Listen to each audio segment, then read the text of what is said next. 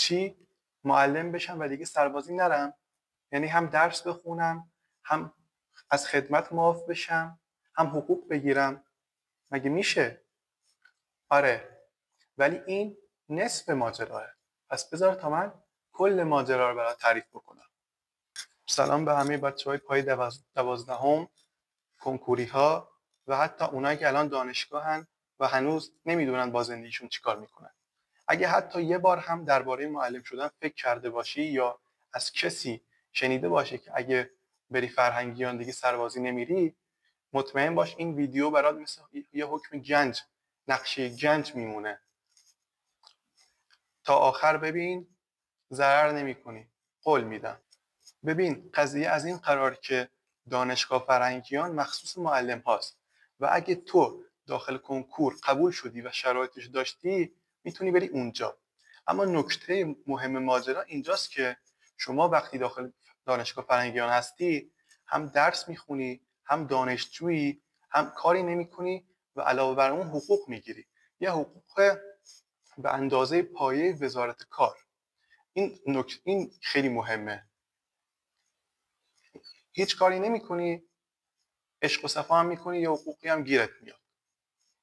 اما نکته دیگهش اینه که چون شما استخدام دانشگاه فرهنگیان و وزارت آموزش پرورش هستید، دیگه از سربازی معاف میشید و دیگه نیازی نیست خدمت بری. و اینم یه نکته است که شما با یک تیر میتونید چند تا نشون بزنید.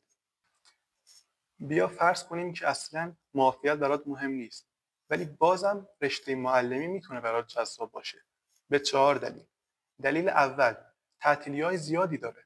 شما تابستون تعطیلی، عید تعطیلی، تعطیلی‌های رسمی تعطیلی، حتی زمستون بعضی روزا که برف میاد بازم تعطیلی. 2، تایم و زمان نسبتا کمی داره. شما اغلب روزها تا ظهر سر کاری و غیروز دیگه آزادی، میتونی هر کاری دلت بخواد بکنی. 3، امنیت شغلی. شما دیگه وقتی استخدام آموزش پرورش میشی دیگه از جانب شغلت خیالت راحته، امنیت داری.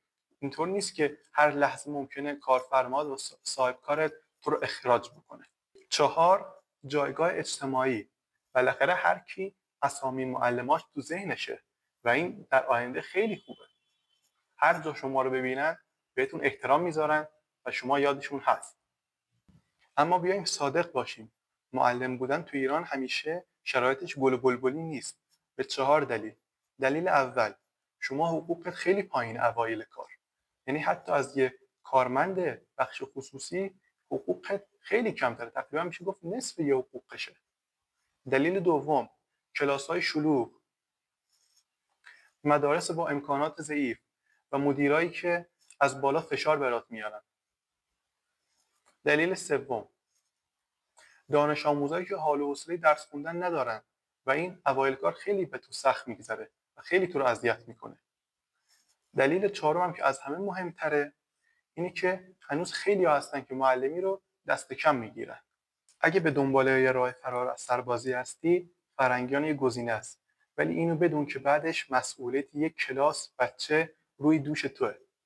معلمی واسه اونای خوبه که صبر دارن، ارتباط خوبی با بچه‌ها دارن و سومیش دنبال یک شغل باثبات میگردن. ولی اگه اهل ریسک، درآمد بالا و رشد سریع مالی هستی، ممکنه که در آینده از انتخاب فرهنگیان پشیمون بشی. پس باید تو این موضوع دقت بکنی.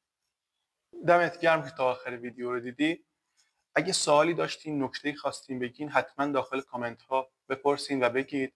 و اینکه بچه‌ها ازتون میخوام که هر کدومتون اسم معلم کلاس اولش رو اگه یادش هست تو کامنت ها برام بنویسه. و اگه از این جور ویدیوها خوشت اومد بگین که من دوباره براتون بسازم. و اینکه کانال رو هم ساب بکنید. یه خیلی مشتی هستین، یه خیلی رفیقمی. دمتون گرم. خدا نگهدار معلم های آینده.